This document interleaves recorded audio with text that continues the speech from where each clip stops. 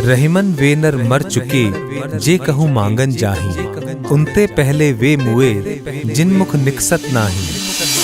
रहीम दास जी कहते हैं, जो मनुष्य किसी के सामने हाथ फैलाने जाते हैं वे मृतक के समान हैं, और वे लोग तो पहले से ही मृतक हैं या मरे हुए हैं, जो मांगने पर भी देने से या सहायता करने से साफ साफ इनकार कर देते हैं।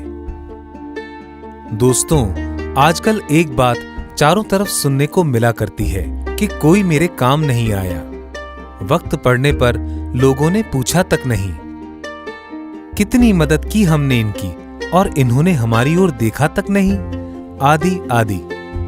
हम सभी को कहीं न कहीं ये शिकायत रहती ही है कि समय पड़ने पर कोई हमारी मदद नहीं करता। हम जब भी किसी से कुछ उम्मीद रखते हैं तो हमें धोखा ही मिलता है।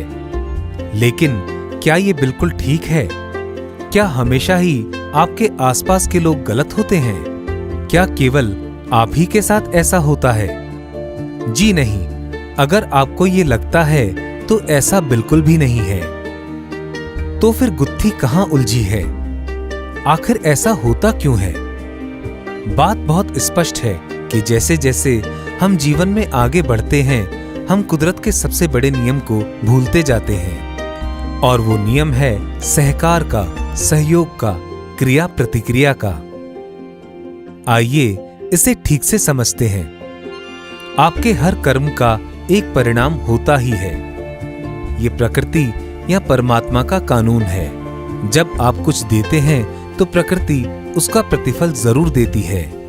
अब वो अच्छा बुरा, छोटा बड़ा या कम ज्यादा है, ये आपके कार्य पर निर्भर करता है, और ये नियम जन्म से मृत्यु तक लागू होता है। जी हाँ, जीवन पर्यंत चलता रहता है। उदाहरण के लिए, जब एक बच्चा दुनिया में आता है तो केवल अपने आगमन से, अपने वजूद से वो अपने आसपास के लोगों को बेपनाह खुशी देता है। बेशक उसका रोना भी जैसे किसी मधुर संगीत सा प्रतीत होता है। उसकी मासूमियत हर किसी को पुलकित कर देती है। बदले में उसे मिलता है बहुत सारा दुलार, स्नेह, ममता, देखभाल और उचित पालन पोषण। तात्पर्य ये है कि जन्म लेते ही जब हम संसार को कुछ देते हैं तो हमें उसका प्रतिफल कई गुना और बेहतर मिलता है। ठीक इसी तरह जब जब हम किसी भी प्रकार किसी के काम आते हैं तो जरूरत पड़ने पर हमें भी मदद अवश्य मिलती है।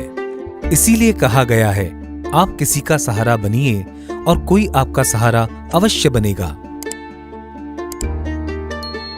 लेकिन आप लोगों में से बहुतों का ये तर्क होगा कि हमने तो जरूरत पड़ने पर फला फला व्यक्ति की बहुत सहायता की, लेकिन जब हमने कुछ चाहा तो उसने साफ साफ मना कर दिया।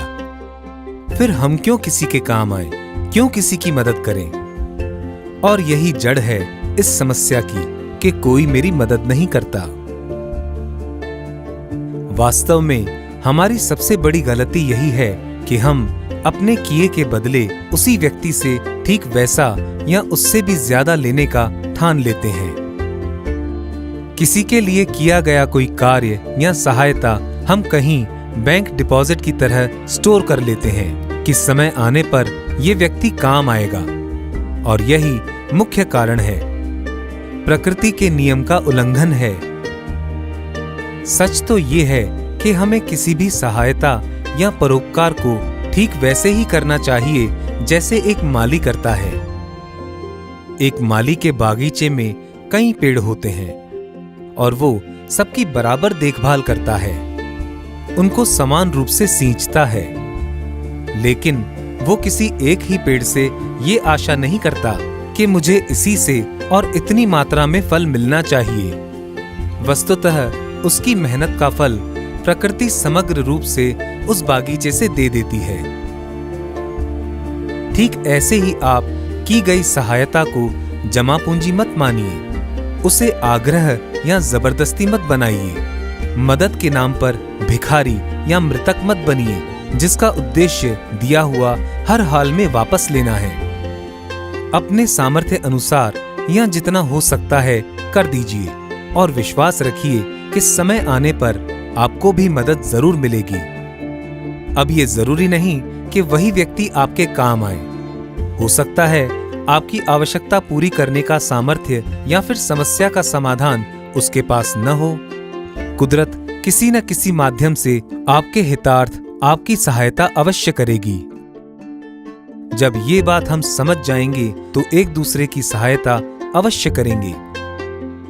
जब ये जज्बा हम आत्मसात कर लेंगे तो उम्मीद और आशा का उजाला अवश्य फैलेगा।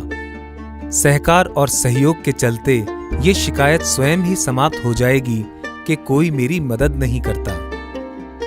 आप सभी को हमारा प्रणाम।